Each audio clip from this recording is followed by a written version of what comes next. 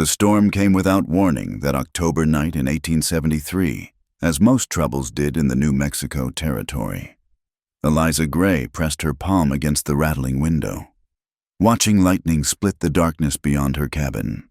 The wind howled like a wounded animal, throwing sand and debris against the weathered walls she'd patched a dozen times since Thomas died. She pulled her shawl tighter, the wool rough against her neck. 2 years now since the fever took him, leaving her with 40 acres of stubborn land, a leaky roof, and the kind of loneliness that settled into your bones like winter cold. The nearest neighbor, old Samuel Hutchins, lived 3 miles east, and the town of Redemption Wells sat another 5 beyond that might as well have been on the moon for all the good it did her on nights like this. Thunder crashed overhead, close enough to shake dust from the rafters. Eliza moved away from the window, picking up the kerosene lamp with steady hands. She'd learned not to jump at thunder anymore. Out here, showing fear was like bleeding in shark waters. It only drew worse things. The knock came between thunder rolls, 3 sharp raps that cut through the storm's fury. Eliza froze, lamp trembling slightly in her grip. Nobody traveled in weather like this, nobody with good intentions. Anyway, she set the lamp on the rough pine table and reached for Thomas's old Winchester propped by the door. The weight of it still felt foreign in her hands, but she'd gotten better at pretending otherwise. "Who's there?" Her voice came out steadier than she felt. No answer, just the wind shrieking through the gaps in the walls. She waited, counting heartbeats. 1, 2, 3. Then came a sound that made her blood run cold, a body hitting wood, sliding down against her door. Every instinct screamed at her to stay put, to wait for morning when the storm passed and whatever was out there had moved on. But then she heard it, a groan, barely human, full of pain. "Lord, help me," she whispered, setting the rifle aside to work the heavy bolt. The door flew open, wind and rain rushing in like uninvited guests. Lightning flashed, illuminating the figure collapsed on her porch. An Apache warrior, even in the darkness, she knew. The long black hair, the distinctive clothing, the copper skin marked with what looked like war paint or blood. So much blood. Eliza's throat constricted. The Apache had been raiding settlements along the Rio Grande for months. Just last week, Sheriff Brody had ridden out from town, tacking up wanted posters on every fence post and tree. $500 for any Apache warrior, dead or alive. Most folks preferred dead. The man's eyes opened, catching hers in another flash of lightning. Dark as midnight, clouded with pain but still fierce, still dangerous. His hand moved toward his side where a knife handle protruded from a leather sheath. "Don't," Eliza said, surprising herself with the firmness in her voice. "You're in no condition to fight, and I'm in no mood to shoot a defenseless man." His hand fell away. Another groan escaped his lips as he tried to push himself up, only to collapse again. The blood pooling beneath him looked black in the darkness. She should close the door. Let the storm take him. It would be the smart thing, the safe thing. Nobody would blame a widow for protecting herself. But as she stood there, rain soaking through her dress, something in those pain-filled eyes stopped her. She'd seen that look before in Thomas's eyes when the fever burned through him, in her own reflection after they'd lowered his pine box into the ground. "Can you walk?" The words left her mouth before wisdom could stop them. He didn't answer, but his attempt to rise spoke volumes. Eliza sighed, recognizing the moment her life veered off its careful, lonely path.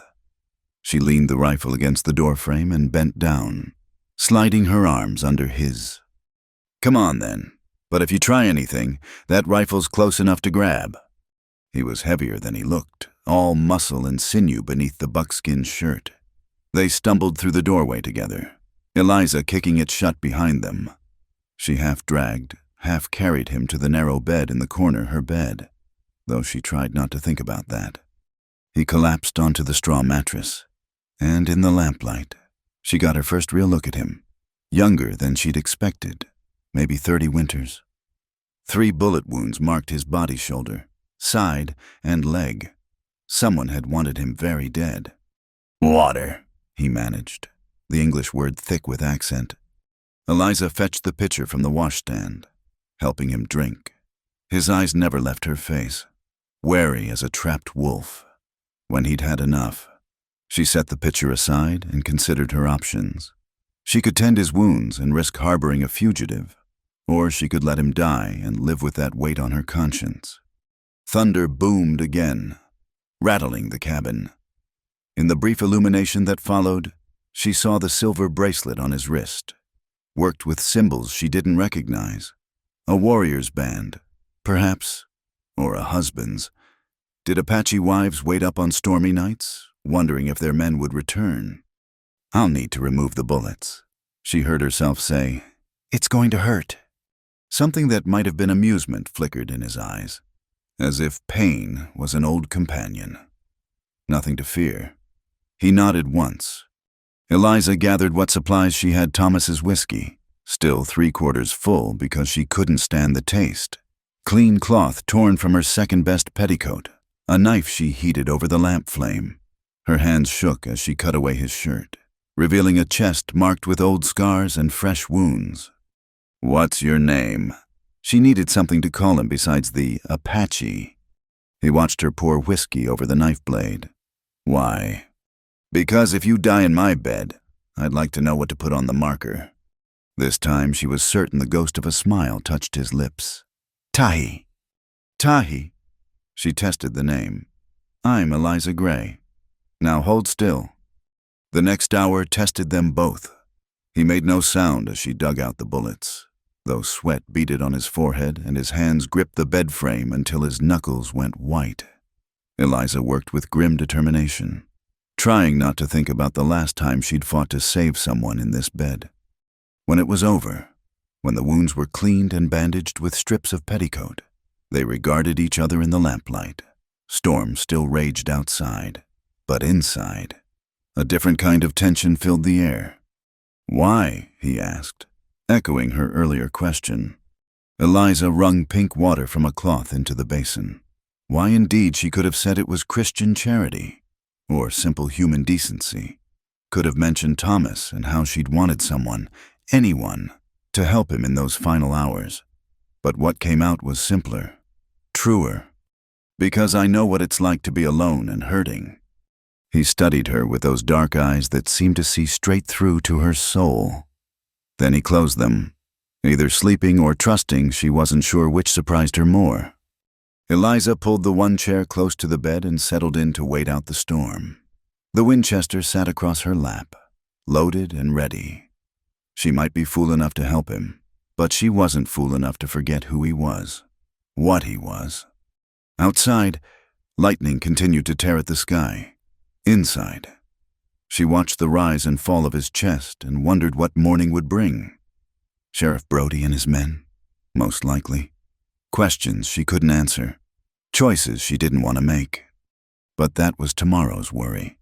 Tonight, she was just a woman who'd opened her door to a stranger in need. The fact that he was Apache, that half the territory wanted him dead, that harboring him could see her hanged well, those were complications for daylight to reveal. The lamp burned low as the hours passed. Eliza dozed fitfully, starting awake whenever Tahi stirred. Once, deep in the night, she found him watching her. "Sleep," she told him. "You're safe tonight." "No one is safe," he murmured, but his eyes closed again. Eliza touched the rifle in her lap and knew he was right. Safety was an illusion out here, as fragile as morning frost. But for tonight, in this storm-battered cabin, they could pretend otherwise. A widow and a warrior, bound by nothing more than blood and bandages and the strange mercy that sometimes blooms in darkness. Thunder rolled away eastward as dawn approached, leaving only the steady drum of rain on the roof. Eliza watched the gray light creep through the windows and knew that everything would be different now. She'd made her choice. Now came the living with it. The storm passed, but darkness lingered in Eliza's cabin like an unwelcome guest. She hadn't moved from her chair in hours, the Winchester still heavy across her lap, watching the wounded Apache warrior sleep fitfully on her bed. Every creak of the cabin walls made her heart skip. Every gust of wind sounded like horses approaching. Tahi's fever had broken near dawn, but his skin still burned hot to the touch when she'd checked his bandages. The bullets were out, but infection was another enemy entirely. She'd seen men survive the wound only to die from the poison that followed. Gray morning light filtered through cracks in the shutters, painting pale stripes across the floor. Eliza rose stiffly, her back protesting the night spent in the hard chair. She moved to the window, peering through a gap in the boards. Nothing but empty desert stretched to the horizon, scrub brush and cacti standing like sentinels in the early light. No dust clouds, no riders. Yet, water. She turned to find Tahi's eyes open, clearer than they'd been the night before. In daylight, she could see details darkness had hidden: the scar cutting through his left eyebrow, the proud angle of his jaw, the way his hands lay still on the blanket like he was conserving every ounce of strength. Eliza brought the pitcher, helping him drink. His eyes tracked her movements, sharp despite the pain. When he'd finished, she stepped back, suddenly aware of her disheveled appearance, hair loose from its pins, dress still damp from the rain. Thomas's old rifle cradled in her arms like a child. "You watch like Apache," he said, voice rough as sandpaper. "Out here, everyone watches or they die." She set the pitcher on the washstand. "How are you feeling?" "Alive." He shifted, grimacing. "Your man, where?" The question hit her unexpectedly. "Dead 2 years now." Tahi's gaze moved around the sparse cabin, taking in the masculine touches. She hadn't had the heart to remove Thomas's coat on the peg, his shaving kit by the mirror, his books on the shelf gathering dust. "You live alone." It wasn't a question, but she nodded anyway. "Nobody bothers a widow, usually." "I bring trouble." "You were already trouble when you landed on my porch." She moved to the stove, stirring the embers back to life. "Hungry."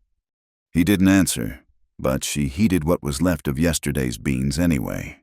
The normal routine of cooking steadied her nerves, gave her hands something to do besides clutch the rifle. While the beans warmed, she became intensely aware of him watching her, not with threat, but with curiosity.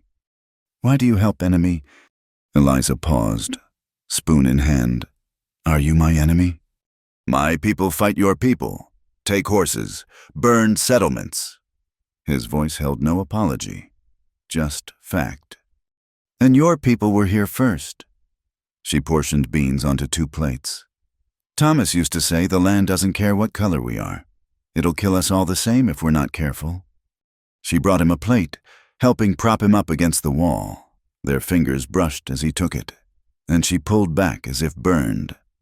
He ate slowly, mechanically, like it was just fuel for whatever came next. "The men who shot you," she ventured. "Soldiers." "Rangers." He set the empty plate aside. "They tracked me 3 days." Texas Rangers. That explained the accuracy of the wounds. They were better shots than regular cavalry.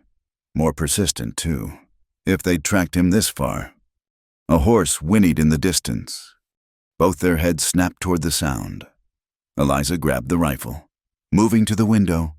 A lone rider approached from the east, still too far to make out details, but moving steady toward the cabin. "Get under the bed," she hissed. Tahi tried to rise, face paling with the effort. "I will not hide like dog." "You'll hide like a man who wants to live another day." She grabbed his arm, surprised by her own fierceness. "I didn't dig 3 bullets out of you just to watch you die from stubborn pride." Something shifted in his expression. He let her help him to the floor, sliding under the low bed frame with obvious pain. Eliza quickly remade the bed, tucking the blankets to hide any sign of him. The blood-stained cloths went into the stove, sending up smoke that made her eyes water. The rider was closer now. She recognized the broad shoulders, the gray hat, Sheriff Brody, making his rounds, or making inquiries. She took a breath, smoothed her hair, and opened the door before he could knock. "Sheriff," she kept her voice steady, one hand still on the rifle. Early for a social call. Brody touched his hat brim. Mrs. Gray, sorry to disturb, but I'm checking all the homesteads. We had some trouble last night. What kind of trouble? Apache raiders hit the Patterson place, 10 miles south, made off with horses and supplies. His eyes scanned what he could see of the cabin interior. You see or hear anything unusual? Just the storm. Eliza shifted slightly, blocking more of his view. Lightning spooked my chickens something awful. Mind if I water my horse? She couldn't refuse without raising suspicion. Of course, trough's around the side. He dismounted, but instead of heading to the trough, he stood there studying her. Brody was no fool. He'd been sheriff in Redemption Wells for 6 years, had survived range wars and Apache raids both. You look tired, Mrs. Gray. Storm kept me up. That all? His gaze dropped to the rifle in her hands. You seem mighty prepared for morning visitors. A woman alone can't be too careful. You said so yourself last time you were here. He smiled, but it didn't reach his eyes. That I did. Still, if you'd feel safer in town. I'm fine. Sheriff, this is my home.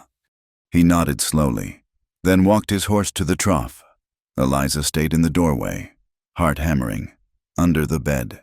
Tahi lay still as death. She prayed he wouldn't choose now to shift position or make a sound. Brody took his time watering the horse, walking the perimeter of her property with casual interest. He paused at the lean-to where she kept her few chickens. Then at the small garden plot she'd managed to coax from the desert soil. His boots left deep prints in the rain-softened earth. Looks like you had another visitor, he called out.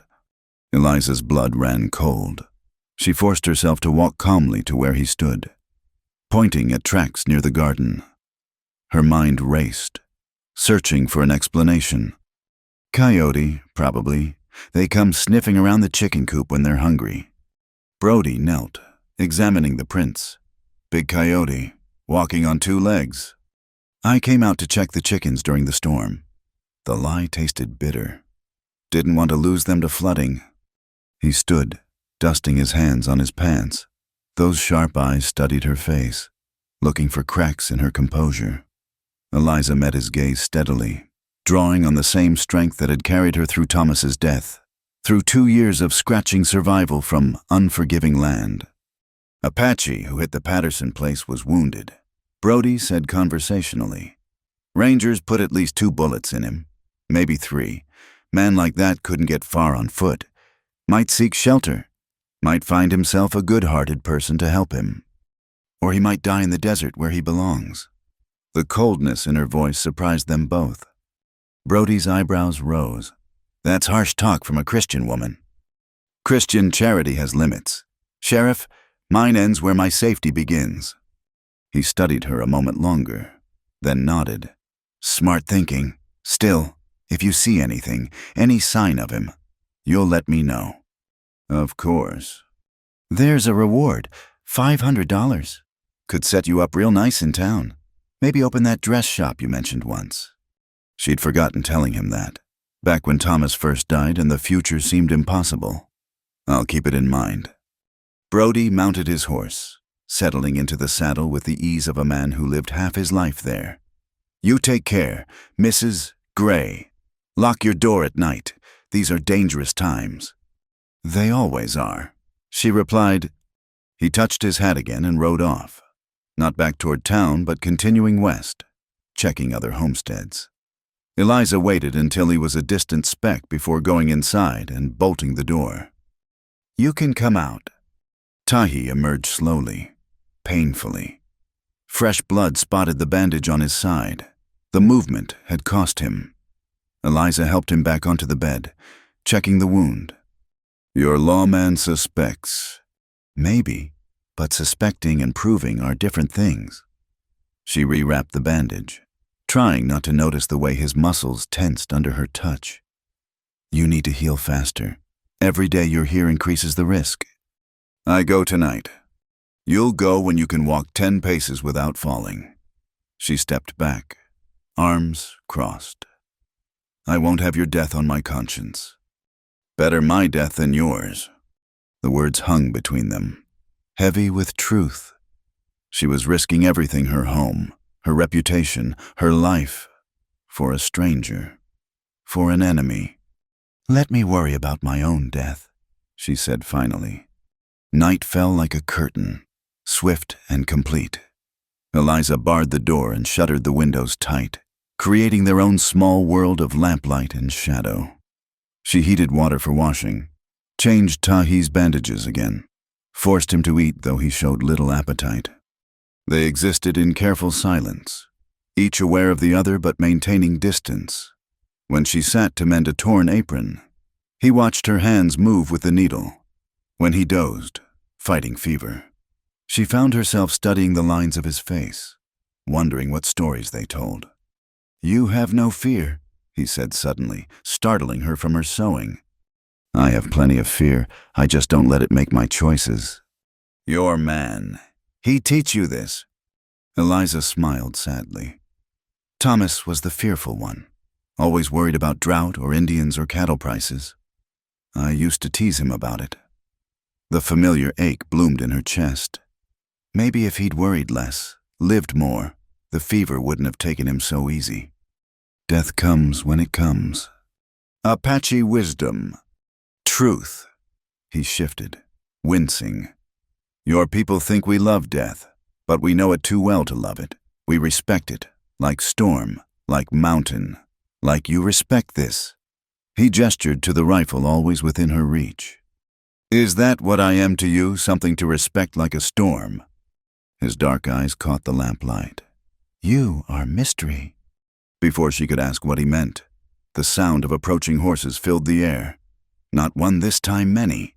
The thunder of hooves grew louder, accompanied by men's voices, rough with drink and purpose. Eliza grabbed the rifle, peeking through a crack in the shutters. Torches bobbed in the darkness. At least 6 riders, maybe more. This wasn't a sheriff's inquiry. This was a mob. Under the bed, she ordered. This time Tahi didn't argue. The pounding on the door came like thunder, rattling the entire cabin frame. Eliza forced herself to wait, counting to 10 before responding. Let them think she'd been asleep. Who's there? She made her voice small, frightened. It wasn't hard. Sheriff Brody, Mrs. Gray, need you to open up. She recognized his voice, but also others rougher, angrier. The mob behind him carried their own authority, the kind that came from rope and righteousness. Just a moment. She grabbed her shawl, wrapping it tight, then checked that Tahi was hidden. The space under the bed seemed impossibly small for a man his size. She unbarred the door, opening it just wide enough to show her face. Sheriff, what's wrong? Brody stood on her porch, hat in hand, but his usual politeness couldn't mask the tension in his shoulders. Behind him, torchlight revealed familiar faces from town. Jake Morrison from the general store, the Cutter brothers who ran cattle, old Henry Daniels who'd lost a son to Apache raiders 2 summers back. Sorry to disturb you again, ma'am, but there's been developments. Rangers found blood trail leading this direction. We need to search your property. Search! She let indignation creep into her voice. Sheriff Brody, you were just here this morning. You saw yourself. There was nothing. Different situation now. Mrs. Gray. Jake Morrison pushed forward, torch held high. That Apache killed 2 men at the Patterson place. This ain't about being neighborly no more. Jake's right, one of the Cutter brothers added. Begging your pardon, ma'am, but a woman alone might not know if someone was hiding on her property. For your own safety, we need to look. Eliza glanced at Brody, seeing apology in his eyes, but also determination. He couldn't stop this even if he wanted to. The mob had its own momentum. Then look, she said, stepping aside. But mind my belongings. I don't have much, and I can't afford to replace what gets broken. They flooded in, boots tracking mud across her clean floor. Eliza stood by the door, rifle in hand, watching them overturn everything she owned. Jake Morrison pawed through her kitchen supplies. Henry Daniels checked behind the stove. Under the table. The Cutter brothers seemed more interested in intimidation than actual searching, making noise and mess wherever they went. Brody, at least, maintained some decorum. Check the lean-to outside, he directed some of the men. Look for signs of disturbance. Eliza's heart hammered as one of the men approached the bed. He bent down, torch lowering toward the floor. She gripped the rifle tighter, calculating distances, knowing she couldn't shoot them all even if she tried. "Nothing under here but dust," the man announced, standing up. She nearly sagged with relief. Tahi must have pressed himself against the far wall, deep in shadow. Or perhaps the bloodlust in the men's eyes had made them careless, looking for what they expected rather than what was there. "Told you this was foolishness," Brody said. "Mrs. Gray's no Apache sympathizer." "Then explain this." Jake Morrison held up a piece of cloth torn, blood-stained, one of the rags she'd meant to burn. The room went silent except for the crackling of torches. "I cut myself chopping wood," Eliza said quickly. "Wrapped it to stop the bleeding." Jake examined the cloth. "A lot of blood for a wood-cutting accident." "I bleed easy. Always have." She held his gaze steadily. "Ask Doc Hartwell if you don't believe me. He tended me once when I was in town. Said I had thin blood. It was true, or true enough. Doc Hartwell had made such a comment, though about a minor cooking burn. Not any serious wound. But truth was a flexible thing when lives hung in the balance." "Where's the wound?" Henry Daniels demanded. Eliza held out her left hand, showing the healing cut she'd given herself days ago while mending the fence. It was barely a scratch, but in torchlight, wrapped with a fresh bandage. It might pass. Brody stepped forward, examining her hand with surprising gentleness. "Seems consistent," he said to the others. "Cuts in the right place for a chopping accident." "Or she's lying." Jake's face twisted with suspicion. "Everyone knows she's got peculiar notions. Living out here alone, refusing to move to town like a proper widow. Since when is independence a crime, Mr. Morrison?" Eliza's temper flared. "Or must every woman who loses her husband become a charity case for busybodies to cluck over?" "No one's saying that." Brody intervened. "Jake, you've searched, found nothing but a bloody rag from an explained injury. Time to move on." "We ain't checked the root cellar," one of the Cutter brothers said. "Then check it," Eliza snapped. "Check every inch if it'll satisfy you. But when you find nothing but preserves and potatoes, I'll expect apologies."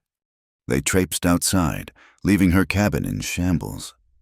Eliza followed, standing on the porch with her rifle while they poked through her root cellar, her chicken coop, even the privy. She endured it all with stony silence, playing the part of an offended woman whose hospitality had been abused.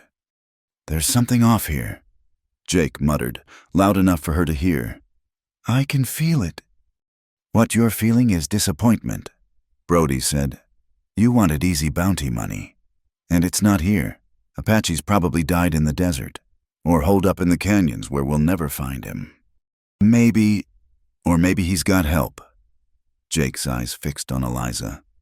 "Takes a special kind of woman to harbor a killer, and a special kind of man to threaten a widow in her own home." Eliza raised the rifle slightly, not quite pointing it, but making her capability clear. "I believe you've worn out your welcome, Mr. Morrison." "You threatening me?" "I'm defending my property, as is my right. Sheriff Brody, are these men finished here?" Brody looked between them, calculating. "They're finished. Come on, boys. We've got ground to cover before dawn." Reluctantly, the mob began mounting their horses. Jake Morrison lingered, spitting tobacco juice near her porch steps. "This ain't over. That savage is around here somewhere. And when we find him, we'll know who helped him." "When you find him, you'll owe me for the mess you made of my home." She kept her voice cold as winter wind. "Now get off my land." They rode away in a cloud of dust and anger, torches bobbing like fireflies in the darkness. Eliza waited until she couldn't hear hoofbeats anymore, then went inside and barred the door with shaking hands. "They're gone," she whispered. Tahi emerged from under the bed like a spirit, moving despite wounds that should have kept him flat. In the lamplight, she saw fresh blood on his bandages. He'd torn something hiding. "You lie well," he said. "I protected what's mine." She helped him back onto the bed, exhaustion hitting her like a physical blow. "My home, my choice, who I help." "Your life, you risk for stranger." "You're not a stranger anymore." The words slipped out before she could stop them. "You're Tahi." Just his name, but the way she said it soft, almost tender, changed something between them. He reached out, fingers brushing her hand where it rested on the blanket. The touch lasted only a moment, but it burned like fire. Eliza. Her name in his mouth sounded foreign, musical. She pulled her hand back, busying herself with checking his bandages. The wound had opened, as she'd feared. More cleaning, more wrapping, more of his blood on her hands. "They'll be back," she said. "Jake Morrison's like a dog with a bone when he thinks he's right. I go before sun, lead them away. You can barely stand." "I stand, I walk, I run if needed." He caught her wrist as she reached for the water basin. "No more risk for you." "It's already too late for that." She pulled free, but gently. "They suspect me now. Whether you're here or gone, I'm marked." It was true, and they both knew it. The mob's visit had crossed a line. Even if Tahi left tonight, even if they never found trace of him, suspicion would linger like smoke. The woman who might have helped the Apache, the widow with strange notions. "Then come with me." The offer hung in the air between them. Impossible and tempting. Eliza laughed, but it came out cracked. "Where to your people?" A white woman who'd last about as long as morning dew. "You last, you strong like Apache woman." "I'm strong like Eliza Gray. That has to be enough." She finished tending his wound in silence, aware of his eyes following her movements. When she was done, she pulled the chair close again, rifle across her lap. "Sleep?" she told him. "Heal. We'll figure out tomorrow when it comes." "You not sleep." "Someone needs to watch." "I watch. You sleep." He struggled to sit up. "This my trouble, my duty." "Our trouble now." She pushed him back down, surprised by her own firmness. "And my house, my rules, sleep, or I'll put laudanum in your water." Something shifted in his expression. Respect, amusement, maybe both. "Thomas, foolish man." "What?" "To die. Leave you alone. Foolish." He closed his eyes. "I not die. Not here." Eliza didn't know what to say to that. So she said nothing. She sat in her chair, watching him breathe, listening to the night sounds beyond her walls. Somewhere out there, Jake Morrison and his mob searched for their prey. Somewhere, Sheriff Brody wrestled with duty and decency.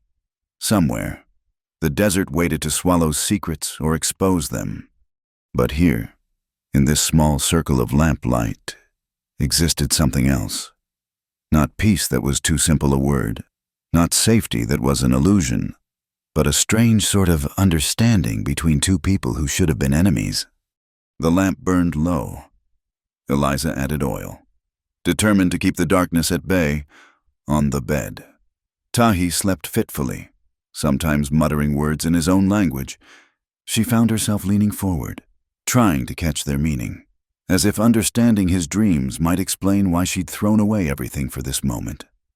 Dawn would come soon, bringing new dangers, new choices, but for now, she kept watch over the wounded warrior who'd named her strong, who'd offered her an impossible escape, who'd promised not to die in her bed.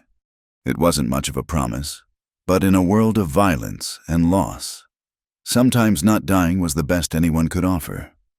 Days blended into each other like watercolors in rain. Tahi's fever broke on the third morning, leaving him weak but clear-eyed. Eliza maintained her vigil, rifle always within reach, though no more mobs came calling. Perhaps they searched elsewhere. Perhaps they waited. The strange dance between them continued careful, wordless, like two predators learning to share territory. When Eliza cooked, Tahi watched from the bed with those dark eyes that seemed to catalog every movement. When she went to tend the chickens, she'd return to find he'd somehow made it to the table, sharpening her kitchen knives with smooth, practiced strokes. "You need to rest," she'd say. "Hands need work or they forget," he'd reply, never looking up. She stopped arguing.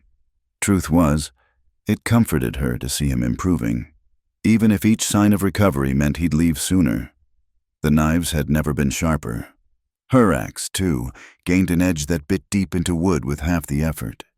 One morning, she woke to find him standing by the window, bandages white against his copper skin, studying the horizon. "See something?" She reached for the rifle automatically. "Empty land. Good." He turned, and she noticed how much steadier he stood now. "You sleep with gun. Not good. Better than sleeping without it." "I teach better way." He moved to the table, picked up one of the newly sharpened knives. Before she could object, he'd sent it flying across the room, where it stuck perfectly in the doorframe. "Quiet, fast, sure." Eliza stared at the quivering handle. "Teach me." Something flickered in his eyes, surprise, perhaps approval. "Apache women, no knives, no bow, no survival." "Then teach me like an Apache woman." He retrieved the knife, placed it in her hand. His fingers lingered, adjusting her grip. Balance first, feel weight. She'd held knives all her life, cooking, sewing, a dozen daily tasks. But this was different. This was the weight of potential violence, of protection, under his guidance. She learned to throw, badly at first, then with growing accuracy. "Why do you help me?" she asked during one session, after successfully hitting a mark he'd scratched on the wall. "You help me first." That's not really an answer. He took the knife from her, threw it without seeming to aim. Perfect hit. White woman alone, Apache alone, both wrong to their people. He looked at her then, really looked. But alive, this matters. The lessons continued. Not just knives, he taught her to move quietly, to read signs in the earth, to find water where none seemed to exist. In return, she taught him her own survival skills, which plants the Mexican women in town used for healing. How to make the bitter root tea that brought down fever. The prayers Thomas had whispered when pain got too bad. "Your God," Tahi said one evening as she tended his still healing wounds. He listened. Sometimes I think he just watches. Like mountain spirits. Watch, judge, not interfere. He caught her hand as she finished wrapping fresh bandages. "Your husband, he good man?" The question surprised her. "Yes, kind, gentle, always worried about doing right." "You love him." "I married him." But even as she said it, she heard the hollowness. "He was a good man," she repeated, softer. "Not what I ask." She pulled her hand free. "Love's a luxury out here. Respect, partnership, shared work, that's what matters." Apache marry for love. Also partnership, but first love, fire in heart. He touched his chest. No fire, no life, just existence. Eliza turned away, busying herself with putting away medical supplies. She'd had partnership with Thomas, respect, shared work. But fire that had been absent from their bed, from their careful conversations, from the life they'd built on mutual need rather than passion. "Sometimes existence is enough," she said quietly. "You believe this?" She thought of the nights since Thomas died, the endless sameness, the way she'd moved through days like a ghost in her own life. Then she thought of these past days, the danger, the fear, but also the sharp awareness of being alive. "I used to." They fell into silence. but it was the comfortable kind that had somehow grown between them. Eliza prepared their simple supper beans again, with cornbread and the last of her preserved peaches. Tahi had graduated from bed to chair, though moving still cost him. "Tomorrow I go." She'd known it was coming, but the words still hit like cold water. "Your wounds. Heal enough. Stay longer. Bring more danger." He paused. "You come." "We've discussed this." "Not discuss, I say. You refuse. Not discuss." He leaned forward. "This place killing you slow. See it in eyes, like rabbit in trap, waiting for wolf. This is my home. Prison can be home, still prison." She slammed the pot down harder than intended. "And what would I be with your people, white woman who betrayed her own kind? How long before they decided I wasn't worth protecting? My people honor courage. You have much. Your people raid settlements, kill farmers, take children." The words came out harsh, driven by fear of the temptation he offered. His face went still. "Your people take our land, kill buffalo, break treaties, children in schools far from mothers." He stood carefully. "Both peoples do terrible things, but one person can choose different. One person can also die alone in the desert." "Yes, but die free." Eliza found herself trembling, though from anger or something else. She couldn't say, "Freedom, that's what you offer running, hiding, always looking over our shoulders." Look over shoulder now, every day, alone. It was true, and the truth of it burned. Since the mob's visit, she'd barely slept. Every sound could be horses. Every shadow could be Jake Morrison coming to prove his suspicions. She was already running, already hiding, just doing it in one place. "I need air." She grabbed her shawl and stepped onto the porch. The night was clear. Stars scattered like spilled salt across black velvet. She breathed deep, trying to calm her racing heart. Behind her, she heard Tahi moving carefully to the doorway. "Not mean hurt you," he said quietly. "I know. Your words, they true. My people might not accept. Might be hard life." He paused. "But you stronger than think. Survive things others not survive. Like me." She turned to face him. This man who'd crashed into her life and upset every certainty. In the moonlight, his features were softer, younger. She could almost imagine him before violence marked him, before survival became his only law. "Why do you want me to come, really?"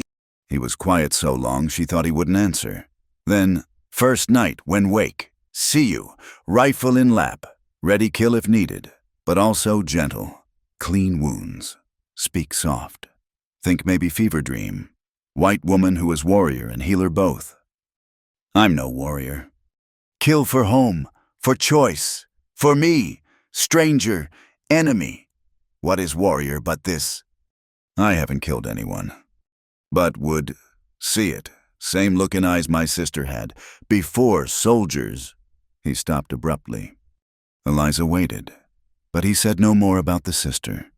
The silence stretched between them, full of unspoken histories, losses that shaped them both. "Show me your bracelet," she said finally. "The silver one." He extended his wrist. In the moonlight, she could see the symbols more clearly, geometric patterns that seemed to tell a story. "What does it mean?" "This," he traced one symbol. "Mountain. This river. This." His finger paused on a bird-like shape. "Eagle. Free. Flying above all." He looked at her. "What your jewelry mean?" She touched her wedding ring automatically, the simple gold band Thomas had placed on her finger 4 years ago. Promise, duty, memory. Heavy meanings for small ring. Yes. They stood there, desert night wrapping around them like a blanket. Somewhere a coyote called, answered by another. The sound made her shiver. "Cold. No, just thinking." She pulled the shawl tighter anyway. "If you leave tomorrow, where will you go?" "South first, then west, mountains. My people winter camp there." Will you make it the wounds? Make it or die. Simple choice. Nothing about this has been simple. He moved closer, close enough she could feel the warmth radiating from his body. Eliza, you save me. This debt I carry forever. Leave tomorrow because must. But, he hesitated, then reached out to touch her face. Fingers whisper-light against her cheek. Not want leave. She closed her eyes, leaning into the touch despite herself. When was the last time someone had touched her with such care? Thomas had been gone 2 years. But even before that. Don't! She pulled away. Please. He dropped his hand. Sorry. No, What could she say that his touch had awakened something she'd thought dead, that these days of danger and strangeness had made her feel more alive than years of safe routine? We should sleep. If you're leaving tomorrow, you need rest. Inside, she made up a pallet on the floor for herself, giving him the bed for one last night. He protested, but she ignored him. When she finally lay down, rifle beside her as always, she could hear his breathing in the darkness. Eliza. Yes. Thank you. 2 words, simple and inadequate for all that had passed between them. But she understood. Thanks for the healing. Yes, but also for the seeing. For looking at him and seeing not just Apache, not just enemy, but Tahi, a man who sharpened her knives and taught her to throw them, who spoke of fire in the heart and freedom in the mountains, who touched her face like she was something precious. Sleep well. Tahi. Tomorrow he would go. Tomorrow she would return to her careful existence, her daily battle against loneliness and land. But tonight, in this small cabin on the edge of nowhere, they were simply 2 people who had chosen to see each other as human. It was dangerous, that seeing. More dangerous than harboring a fugitive, than lying to the law, than all the risks she'd taken. Because now she would always know what she was missing. The trip to Redemption Wells used to be routine supplies every 2 weeks. A few pleasantries exchanged, then back to the safety of isolation.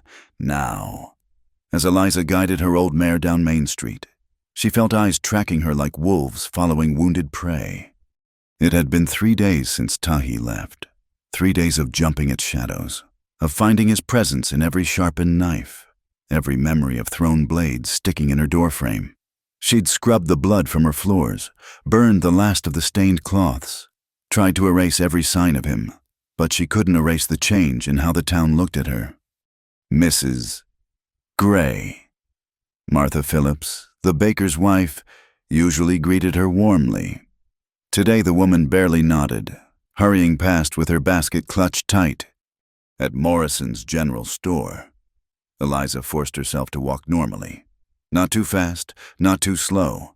The bell above the door announced her arrival like her accusation. Conversation stopped. Jake Morrison himself stood behind the counter, arms crossed, watching her approach. Mrs. Gray, surprised to see you in town? I need supplies, same as always. She kept her voice steady, pulling out her list. Flour, salt, coffee if you have it. He didn't move. Funny thing about that Apache, never did find him. Almost like he vanished into thin air. Or died in the desert like Sheriff Brody said. Maybe. Or maybe someone helped him disappear. His eyes were cold as river stones. Someone with peculiar notions about right and wrong. Other customers had abandoned pretense. Openly staring, Mrs. Hutchins from the boarding house. The Cutter brothers lounging by the pickle barrel. Even young Amy Patterson, whose family's ranch had been raided, watched with frightened eyes. Are you going to sell me supplies or not, Mr. Morrison? Oh, I'll sell to you. For now. But prices have gone up. Supply and demand. You understand. Especially for folks who might be unreliable customers. He named prices double what she'd paid 2 weeks ago. Eliza bit back her response. Knowing argument would only feed suspicion. She counted out coins carefully, aware of how light her purse had grown. That won't cover it all, Morrison said with satisfaction. Have to choose, flour or coffee. Flour. Coffee was a luxury. Bread was survival. He measured out flour with deliberate slowness, shorting the weight but daring her to complain. She didn't. When he finally pushed the goods across the counter, his smile was sharp as broken glass. "You know, Mrs. Gray, this town's been good to you since your husband passed. Shame if that were to change." "Is that a threat?" "Mr. Morrison. Just an observation about how communities protect their own and how they handle those who step outside." Eliza gathered her supplies, back straight despite the weight. "Good day, Mr. Morrison."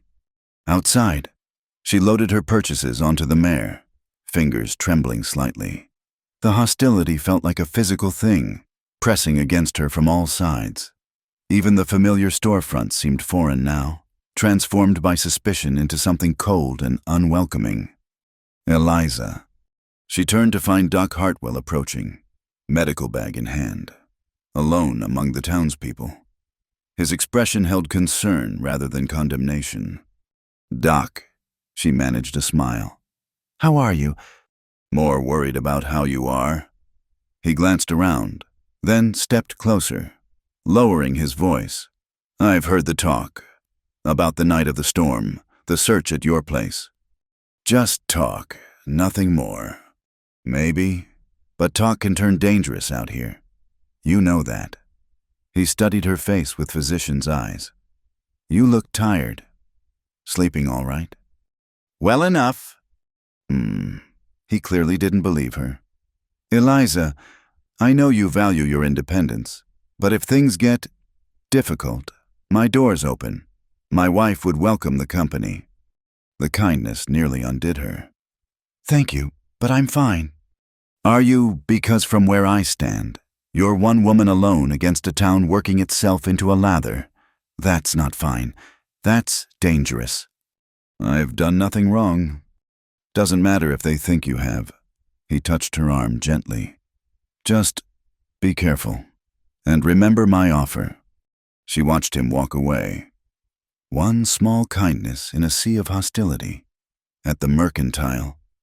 She tried to buy ammunition for the Winchester. Mr.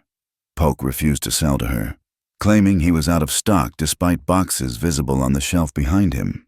At the feed store, similar excuses. Even the blacksmith, usually friendly, barely acknowledged her when she asked about getting her mare reshod. The message was clear. Redemption Wells was closing ranks, and she stood outside the circle. As she prepared to leave, Sheriff Brody emerged from his office, moving with careful purpose to intercept her. "Mrs. Gray, a word." She stopped the mare, waiting. He looked tired, she noticed. The search had worn on him too. "Wanted to apologize for the other night. The men got carried away. Your property damage is done. No apology needed." She didn't want his pity. Knew it would only mark her further as victim. Still, it wasn't right. He stepped closer, voice dropping. "Also wanted to give you some advice, friendly-like." "I'm listening." "Town's got its blood up about this Apache business. 2 dead at the Patterson place. Horses stolen. And no one caught. People need someone to blame." "And they've chosen me." "You're a convenient target. Woman alone. Keeping to herself. And then Morrison swears you were acting suspicious that night." He sighed. "I don't believe you harbored that, Apache. But what I believe matters less than what folks think." "So, what do you suggest, Sheriff?" "Maybe visit your sister in Santa Fe, just for a while, until this blows over." "I don't have a sister in Santa Fe." "Then maybe find one, or a cousin, or any reason to be elsewhere for a time." His eyes were serious. "I can't protect you if mob justice decides to visit again." "I won't be driven from my home. Pride's a cold comfort if you're hurt, or worse." "Is that what the law promises now run or face mob justice?" Brody's face hardened. "The law does what it can, but out here, sometimes what it can do isn't enough. I'm trying to help you, Mrs. Gray. By telling me to abandon everything I've worked for. By telling you to survive." He stepped back. Think about it, that's all I ask. She rode out of town feeling their stares like brands on her back. The weight of their suspicion followed her across the desert, heavier than the meager supplies in her saddlebags. At the cairn of stones marking the turn to her property, she stopped, looking back at Redemption Wells squatting on the horizon like a judgment. The mare shifted restlessly, eager for home and water, but Eliza sat frozen, Brody's words echoing. Pride's a cold comfort. Was that what kept her here, pride, or was it something else? A bone-deep weariness at the thought of starting over, of running from the only life she'd managed to build from the ashes of her marriage. A dust devil swirled across the trail, and for a moment she imagined she saw movement in it, a figure walking south toward the mountains. But when she blinked, there was only empty desert and her own foolish hope. At home, she unloaded supplies, noting how quickly they'd disappear at this rate. The money Thomas had left was nearly gone. Without fair prices in town, winter would be lean and dangerous. She'd have to butcher one of the chickens soon. Maybe trade eggs to any neighbor still willing to deal with her. Inside, the cabin felt emptier than ever. She'd erased the physical signs of Tahi's presence, but somehow that made his absence more pronounced. The knives hung too sharp on their hooks. The chair where he'd sat teaching her to throw them stood at an angle she'd never placed it. Small disturbances in her ordered world, reminders that for a brief time, she hadn't been alone. She prepared a simple meal, ate without tasting. As darkness fell, she found herself standing at the window where he'd stood, studying the horizon. Somewhere out there. He moved through the night, wounded but free. Had he reached his people? Did he think of the white woman who'd hidden him? Or had she already faded into the strange dream of his fever days? A coyote howled, closer than usual. She checked the rifle's load, barred the door, did all the things that had become ritual. But tonight the familiar actions brought no comfort. The walls felt like they were closing in, the silence thick as grave dirt. She picked up one of the kitchen knives, testing its weight as he'd taught her. The blade flew true, sticking in the door frame exactly where dozens of practice throws had left their mark. She retrieved it, threw again, and again. The rhythm soothed something in her, the small violence a release for larger tensions. When her arm grew tired, she sat at the table with her mending, trying to lose herself in familiar work, but her hands stilled on the fabric as she remembered other hands copper dark, careful, unexpectedly gentle, adjusting her grip on the knife handle. Fire in the heart, she whispered to the empty room. No fire, no life. Had she ever felt that fire with Thomas? There had been warmth, comfort, the steady glow of partnership. But fire, the kind that consumed and transformed, only in moments of danger, only when choosing between safety and conscience, only when a wounded enemy taught her to defend herself while offering her impossible freedom. The lamp burned low. She added oil, postponing the darkness and the dreams it would bring. Tomorrow she'd face another day of isolation made sharper by town's rejection. Tomorrow she'd count her dwindling supplies and shrinking options. Tomorrow she'd continue the slow death of existing without living. But tonight, she sat in her empty cabin and admitted what daylight wouldn't let her voice that for a few dangerous days. She'd been truly alive. That a man she should have feared had instead shown her what she was missing. That the fire he spoke of had flickered briefly in her heart before she'd smothered it with duty and sense. The knife flew one more time, perfect in its arc, deadly in its precision. She left it quivering in the wood and went to bed, carrying her rifle like a cold comfort against the warmth of memory. Outside, the desert stretched endless and empty, holding its secrets close. If it knew where a wounded Apache warrior traveled, it didn't tell. If it judged the choices of a lonely widow, it kept its own counsel. But the stars watched, as they always had, as they always would, long after the fires of the heart had burned to ash and blown away on the western wind. The morning arrived wrong, too quiet, too still. Eliza woke with her heart already racing, some primitive instinct screaming danger before her mind caught up. She reached for the rifle, then herded horses, Many horses, moving fast. She threw on her dress, not bothering with buttons, and rushed to the window. Through the gap in the shutters, she saw them coming not from town, but from the south.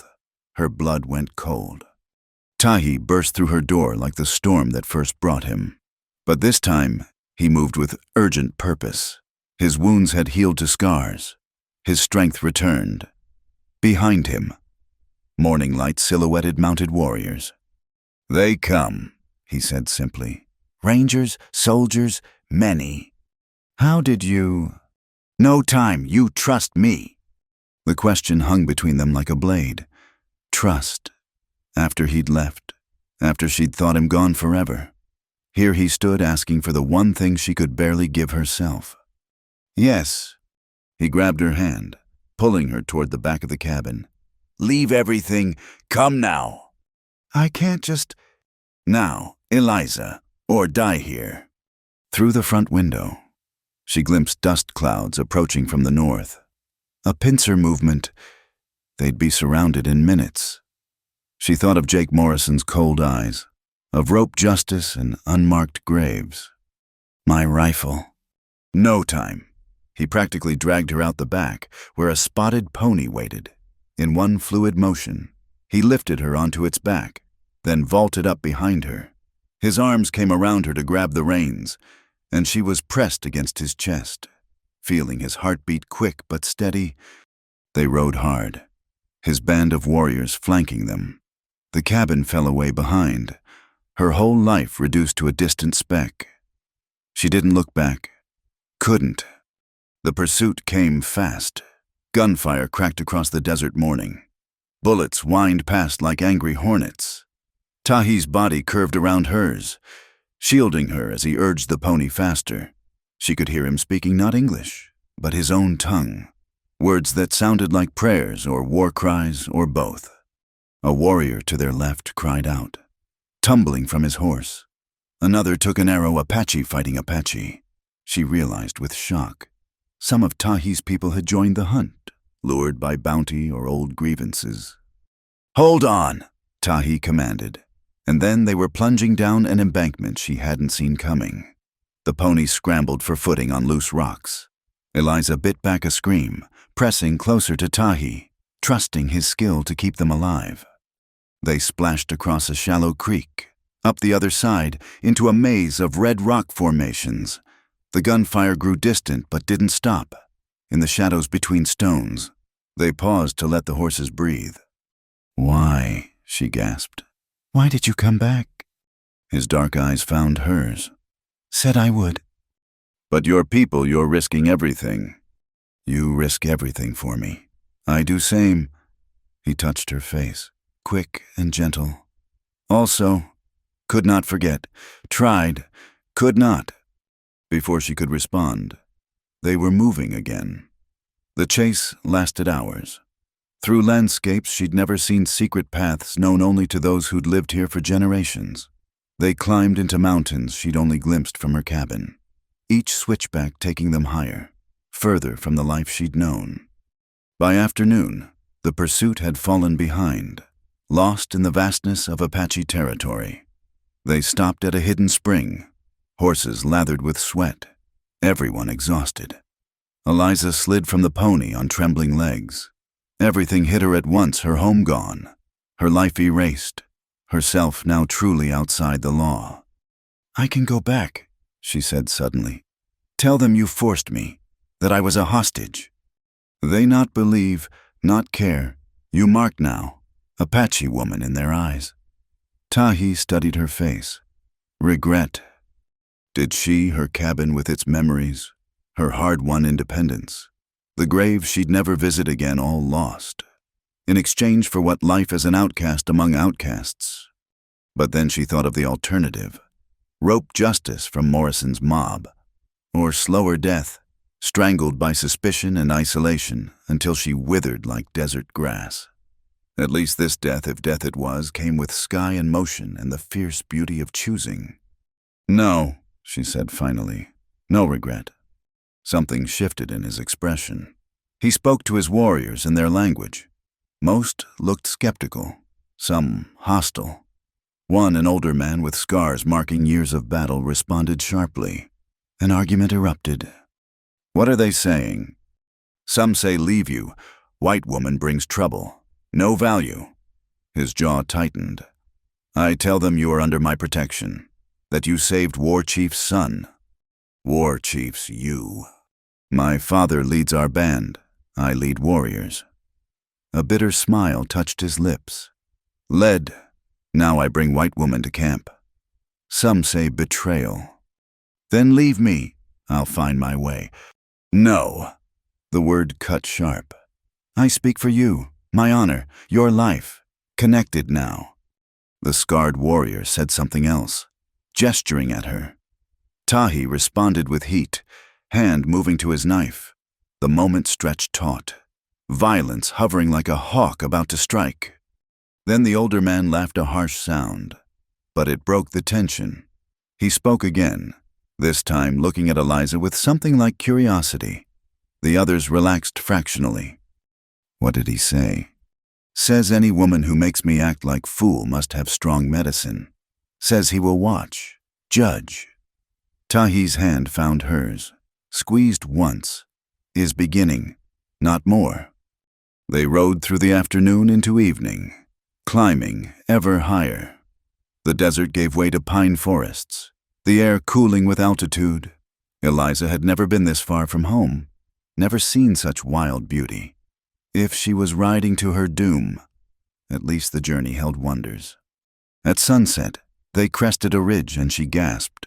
Below lay a valley she hadn't known existed, sheltered by peaks on all sides. A river wound through it like a silver snake.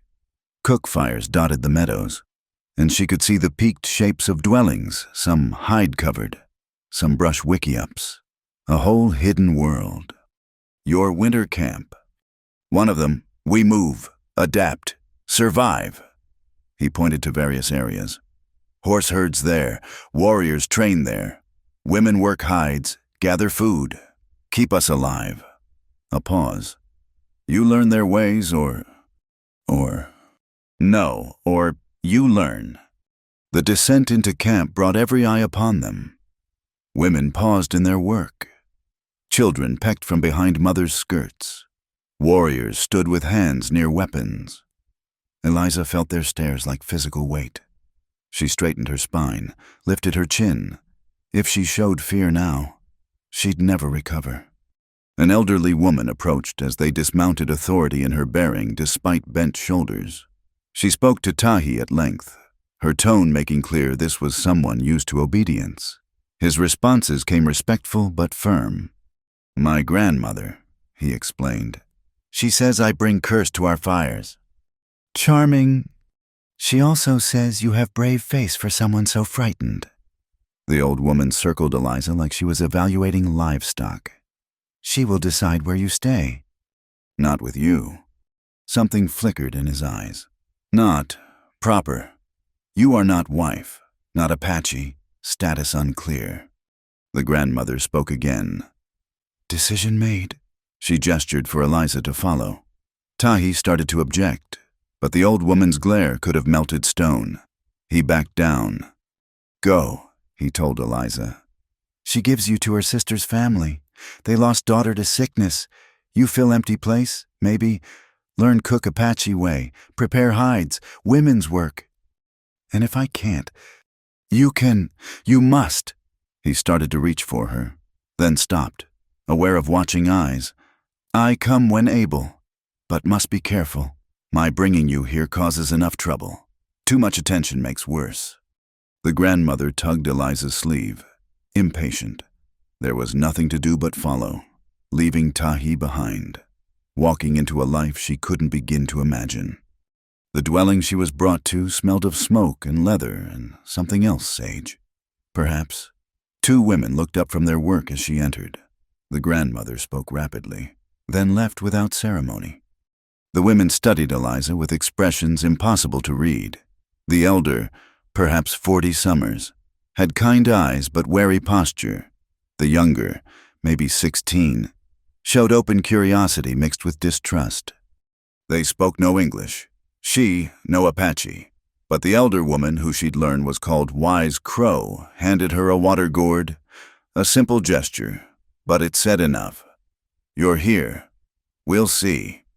That night, lying on unfamiliar furs in an unfamiliar dwelling, listening to unfamiliar voices and sounds, Eliza stared up through the smoke hole at stars that looked exactly the same as from her cabin porch. Those stars had watched her old life burn like grass fire, fast and complete. Now they watched this new existence begin. She thought of Tahi, somewhere in the camp, wondered if he stared at the same stars, wondered if he regretted his choice to return for her, wondered if she'd survive long enough to ask him. "I will learn," she whispered to the stars, to herself, to the memory of the woman who'd opened her door to a bleeding stranger. That woman was gone now, left in an empty cabin for others to puzzle over. Who this new woman would become, only time and will would tell. Winter came to the mountains like a silent army, surrounding the Apache camp with walls of white. Eliza had never known such cold, such complete isolation from the world she'd left behind. The first snows had been beautiful soft flakes dancing through pine branches, blanketing the valley in pristine white. But beauty turned harsh when the storms came in earnest, when stepping outside meant fighting wind that cut through even the thick hide clothing Wise Crow had taught her to make. 3 moons had passed since Tahi brought her here. 3 moons of learning, failing, trying again. Her hands, once suited only to garden work and mending, now knew the feel of brain-tanning hides, of grinding acorns into meal, of weaving baskets so tight they could hold water. The women had been patient teachers, if not warm ones. Respect had to be earned, drop by careful drop. She rarely saw Tahi. When their paths crossed, he would nod, perhaps exchange a few words if no one watched too closely. But the distance between them had grown wider than the camp itself. He had his place among the warriors, she among the women. The fire that had flickered between them seemed smothered by propriety and survival. The hunger started slowly. First, the children's portions grew smaller. Then the elderly began refusing their shares, claiming lack of appetite. The unseasonable storms had driven game from their usual ranges. The stored foods dwindled. The horses grew thin, pawing through snow for grass that wasn't there. Eliza learned hunger intimately, the hollow ache that became a constant companion, the way it sharpened everything to points of need. She watched children eye the cookpots with desperate hope, saw mothers secretly giving their portions to young ones, witnessed the quiet dignity of people facing hardship without complaint. One gray morning, she woke to find Wise Crow's sister, Singing Bird, burning with fever. The older woman lay still as stone, only her labored breathing showing life. Wise Crow tended her with herbs and prayers, but Eliza recognized the signs. She'd seen them in Thomas, in others claimed by winter sickness. "Let me help," she said in the halting Apache she'd learned. Wise Crow looked at her with exhausted eyes. They'd lost the barriers of language somewhat, finding ways to communicate through gesture and shared work. Now the old woman nodded, too tired for pride. Eliza remembered the Mexican women in Redemption Wells, the remedies they'd shared over back fences. One in particular, a tea made from pine needles and wild mint, sweetened with whatever could be found. It had helped Thomas in his final days, easing breathing if not curing the cause. She ventured into the snow, searching for the right plants. The cold bit deep, but she pressed on, thinking of Singing Bird's kindness in those first difficult weeks. The woman had never used harsh words, had shown through quiet example rather than criticism. Finding what she needed, she returned to brew the tea. Wise Crow watched suspiciously but didn't interfere when Singing Bird managed to swallow some of the warm liquid. When her breathing seemed to ease slightly, the old woman's expression shifted. "White medicine," she said in accented English, surprising Eliza, who hadn't known she spoke any. "Just plants, same as your medicine, different mixing." Wise Crow studied her for a long moment. "You know loss?" It wasn't a question. Eliza nodded, remembering nights spent watching Thomas fade, the helplessness that came with loving someone you couldn't save. They tended Singing Bird together through the long day. By evening, the fever had broken. She would live, though weakened. Word spread quietly through camp the white woman knew healing, had saved an elder. It was a small thing, but in a winter of hardship, small things mattered. That night, Tahi appeared at the dwelling entrance. He spoke with Wise Crow in low tones, and for once the old woman didn't chase him away. She gestured for him to enter, then pointedly busied herself on the far side of the fire. "You did good," he said simply, settling beside Eliza. "Anyone would have—" "No, many would watch, do nothing, say not their people, not their trouble." His eyes found hers across the fire's glow. "You make yourself part of us. This matters. I'm still the white woman who brings trouble. Yes, but also woman who saves grandmother's sister. Complicated now." She almost smiled. Everything about her life had become complicated since that storm night. "How are you? I see you so rarely." "War Council meets often. Rangers push deeper into our lands. Army builds new forts." His face was grim. "Some say fight. Some say run deeper into mountains. Some say make peace. Accept reservation life." "What do you say?" "I say all paths lead to ending. Question is which ending we choose." He stared into the fire. "My father grows old, tired. Soon I must lead fully. But lead where? To war that cannot be won. To cages they call reservations. To Mexico where other troubles wait." The weight on his shoulders was visible, aging him beyond his years. Without thinking, Eliza reached out, touching his hand where it rested on his knee. He turned his palm up, fingers interlacing with hers. "I brought you to this," he said quietly. "To hunger and cold and people who may never accept. Sometimes think I should have left you to your cabin. Your choice. To die alone or be hanged by Morrison's mob." She squeezed his hand.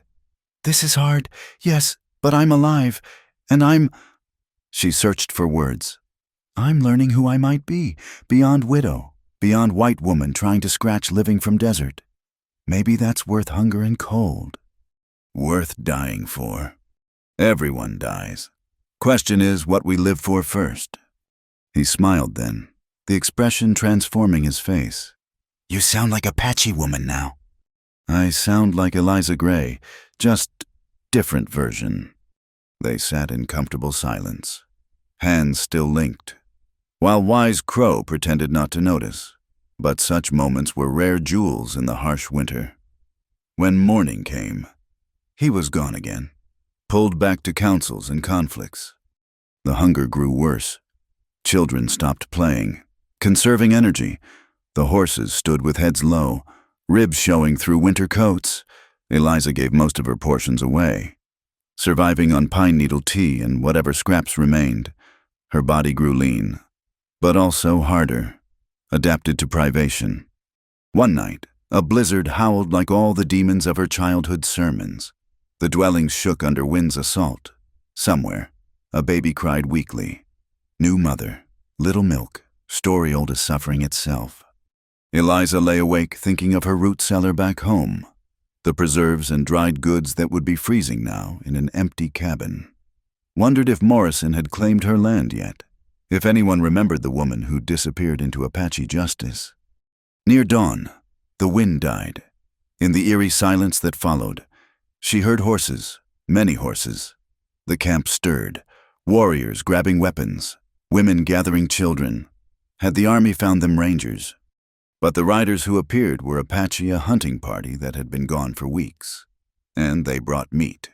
2 elk, a deer, rabbits. Not feast plenty, but enough to push starvation back another few weeks. The camp erupted in controlled celebration. Fires blazed higher as women prepared for butchering, for the careful division that would ensure everyone ate. Eliza worked alongside them, hands bloody but heart lighter. She'd learned the ways of making every part useful meat for eating, hide for clothing, bones for tools, sinew for binding. Nothing wasted, everything precious. As she helped carry meat to the smoking racks, someone called her name. Not white woman or the Apache words that meant outsider, but the name Wise Crow had given her, she who learns. It was a small thing, a name, but Eliza felt something shift inside, some last wall crumbling. She wasn't Apache, would never be, but she was no longer fully white either. She existed in the space between, claimed by neither, surviving by will alone. That night, full-bellied for the first time in weeks, she stood outside looking at stars brilliant in the cold, clear air. The same stars that had watched her old life, that would watch whatever came next. Not sleeping, Tahi's voice came soft behind her. Thinking. Dangerous habit. He moved beside her. Close enough she felt his warmth. Thinking what? That I understand now. Why you offered impossible things. Why you came back. She turned to face him. Freedom isn't place or people. It's choosing, even when all choices lead to difficulty. And you choose. I choose this, hunger, cold, uncertainty, all of it. She paused, gathering courage. I choose you. If you'll have me, not as burden or obligation, but as... He kissed her, cutting off words that suddenly seemed unnecessary. It was answer enough to questions asked and unasked, to months of distance and doubt. When they parted, his hand cupped her face with that same gentle fierceness she remembered. Choose you long ago, he said simply. When you point rifle but show mercy, when you light a lawman for enemy, when you throw knife like warrior but heal like mother. Choose you. Wait for you to choose back. I'm slow learner, apparently. No, careful is good. I be careful too, but time for careful passing. Storm coming, not snowstorm. War storm. Need to know where you stand when it breaks. With you, beside you, always. He kissed her again, sealing promise without words. Tomorrow would bring its challenges, suspicious eyes, cultural chasms, the looming threat of armies and endings. But tonight, under stars that blessed and witnessed, two people who should have been enemies chose love instead. It wasn't much against the weight of history and hatred, but it was theirs, and it was real. And in a world of hunger and loss, that made it precious beyond measure. Wise Crow, watching from the dwelling entrance, smiled and went back inside. About time, she thought. Even white women could learn wisdom. Apparently, slowly, carefully, but they could learn. The stars continued their eternal dance, indifferent to human struggles, but below them, in a hidden valley wrapped in winter's grip, love bloomed anyway, stubborn as sage in desert, resilient as people who refuse to surrender, beautiful as hope in darkness. Spring came late to the mountains that year, creeping in like a cautious animal. The snow retreated slowly, revealing the scars of winter graves marked with stone cairns, horses that hadn't survived, faces grown gaunt with privation, but also revealing hope, new grass pushing through wet earth, streams running full with meltwater, the return of birds whose songs had been missed.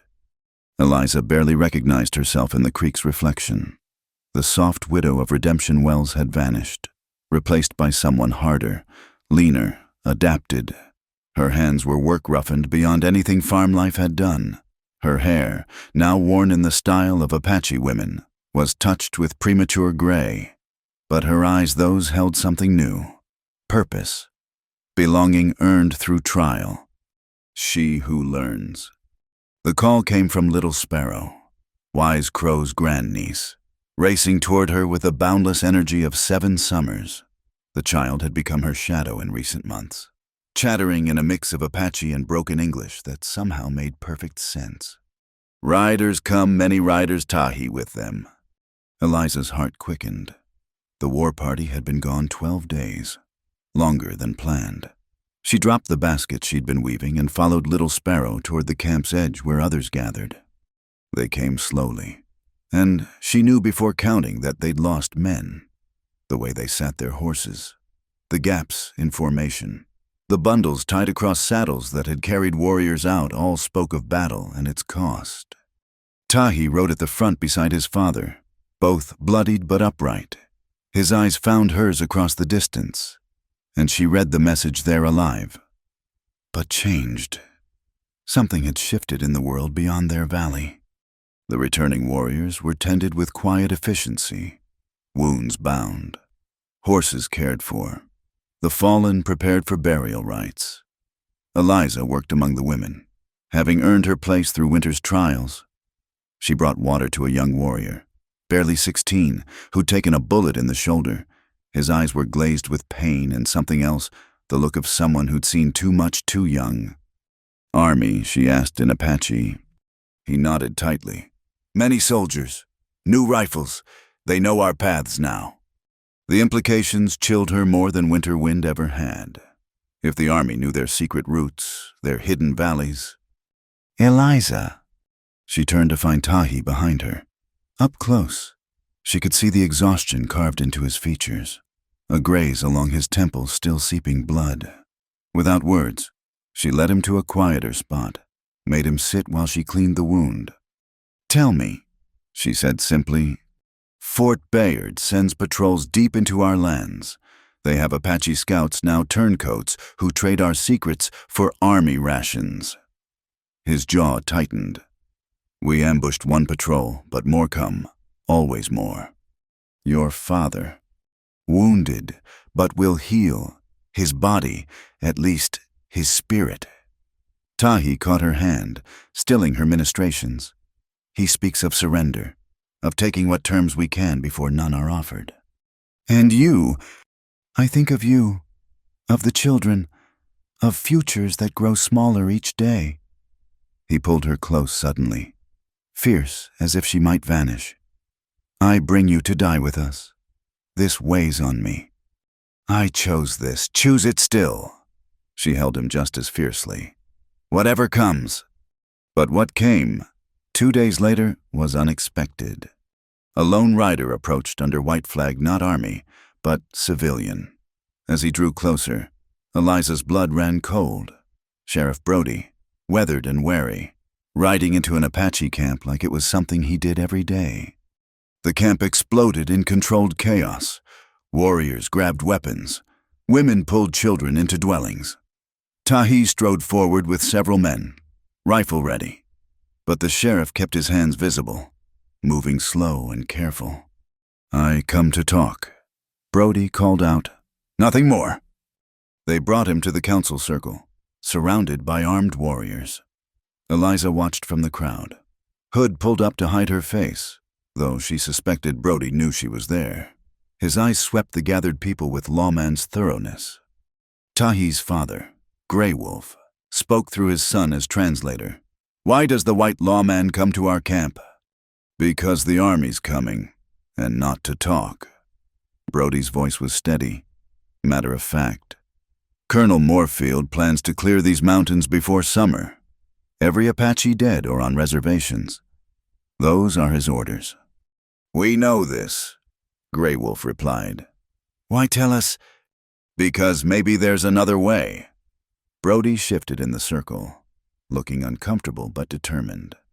"Some of us in Redemption Wells, we're tired of the killing, tired of losing neighbors to raids, yes, but also tired of what we're becoming. The hatred's poisoning everyone." Pretty words. Tahi interjected. "But your people tried to hang me, hunt us like animals." "Some do. Jake Morrison and his ilk won't ever change. But others—" Brody reached slowly into his coat, producing a folded paper. 23 families signed this, saying they'd support peaceful Apache settling on the unclaimed lands near Muddy Creek. Not a reservation your own place, but with legal papers. Protection under law. Silence greeted this announcement.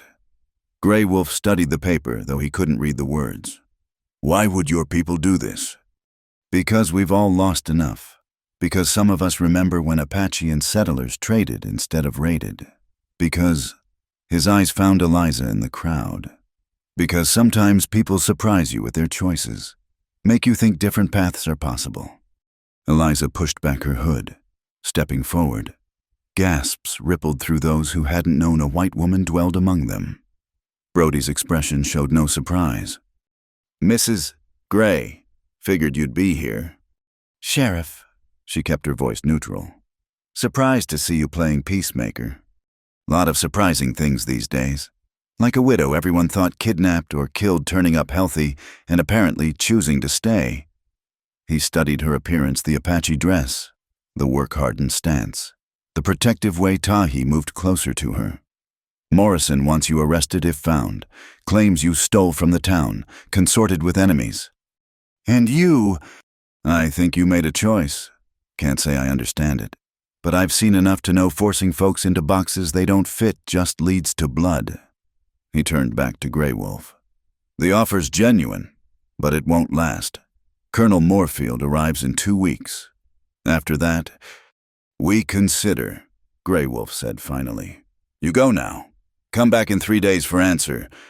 They gave Brody safe passage out, but the camp erupted in argument the moment he left. Some called it a trap. Others saw possibility. Still others wanted to fight regardless, die as warriors rather than live corralled. That night, Eliza found herself at the council fire, first time a woman, let alone a white woman, had been invited to speak. Grey Wolf had asked for her presence, wanting to understand the sheriff's mind.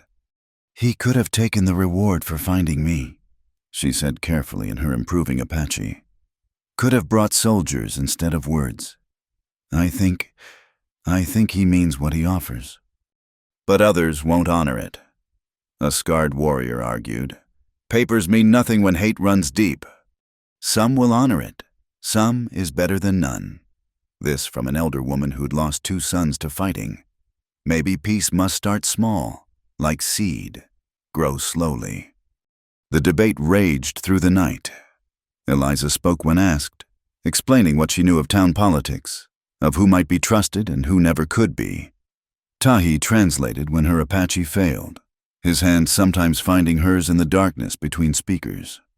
Finally, Grey Wolf raised his hand for silence. "My heart is heavy with choosing. Each path holds death fast or slow, by bullet or starvation or spirit breaking. But I think of children not yet born. What world we leave them." He looked at Tahi and Eliza, and she realized with startling clarity what he implied: children not yet born. Theirs, perhaps, the mixing of blood that some would call abomination, but which might also be hope. "We try this peace," Grey Wolf decided. "Not all some must remain free in mountains, but those tired of running, those who would try new ways, we go to this muddy creek, see if white man's word holds weight." The decision split the band. Some chose the uncertain peace, others the certain freedom of continued flight. Families were divided, friendships tested. But choice, Eliza had learned, was its own form of freedom. 3 days later, Brody returned as promised. This time he brought others Doc Hartwell, surprisingly, and several farmers Eliza recognized as decent folk. Even the minister's wife, though she looked terrified. "We'll help with the settling," Doc Hartwell said. "Medical care, getting supplies, whatever's needed to make this work." "Why?" Grey Wolf asked bluntly. The doctor glanced at Eliza. "Because some of us remember a widow who helped anyone who needed it, regardless of the cost, made us think maybe we could do the same." The irony wasn't lost on her that her choice to save Tahi had rippled outward, touching hearts she'd never expected. That from one act of mercy. More mercy grew. But not all accepted mercy. As they prepared for the journey to Muddy Creek, a rider approached fast from the south, Little Sparrow's brother. Out scouting, brought dire news. Soldiers coming. Many soldiers they know of the white lawman's visits. They say he treats with hostiles, breaks federal law. His young face was tight with fear. They come to stop treaty, take everyone to reservation or grave. The fragile hope shattered like ice in spring thaw. Brody cursed with feeling. Moorfield, someone must have told him. Morrison, probably. "Go," Grey Wolf told him urgently. "Not safe for you now." I'm not leaving these people to... You stay. You die or get arrested. Neither helps us. Tahi stepped forward. Take message back. Tell your peaceful families what happened. Maybe someday. But someday was a luxury they didn't have. The camp exploded into motion packing. Preparing. Choosing again between flight and fight. Those who'd agreed to Muddy Creek now faced a terrible decision: try to reach it before the army arrived, or scatter back to the mountains. I won't reach it in time, Brody said quietly to Eliza as chaos swirled around them. But you might. Take those who'll go. Ride hard for Muddy Creek. Get there before Moorfield.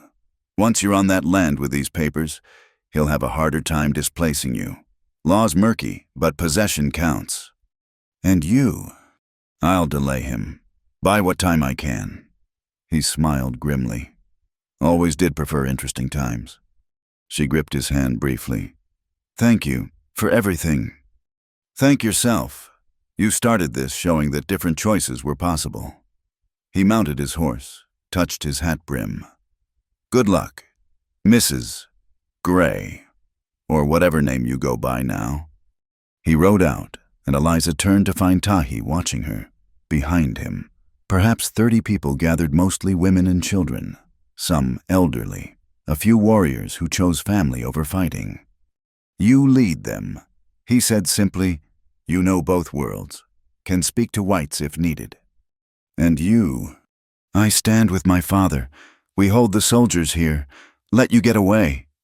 He touched her face, memorizing. This is not goodbye. You promise? I promise. Muddy Creek or mountains or wherever path leads, I find you. There was no time for more. The people who'd chosen possible peace over certain war-mounted horses gathered belongings, prepared for desperate flight. Eliza found herself at their head. Leading Apache to safety on white man's paper promises the strangest turn in a year of strange turns. As they rode out, she looked back once. Tahi stood watching, warrior again, preparing for battle that might be his last. But he raised his hand to his heart, then pointed to her Apache sign she'd learned meant, "My heart goes with you." She returned the gesture, then faced forward. Behind her rode hope-incarnate people willing to risk everything on the possibility that two worlds might find a way to coexist. Ahead lay Muddy Creek and whatever future could be carved from suspicion and tentative trust.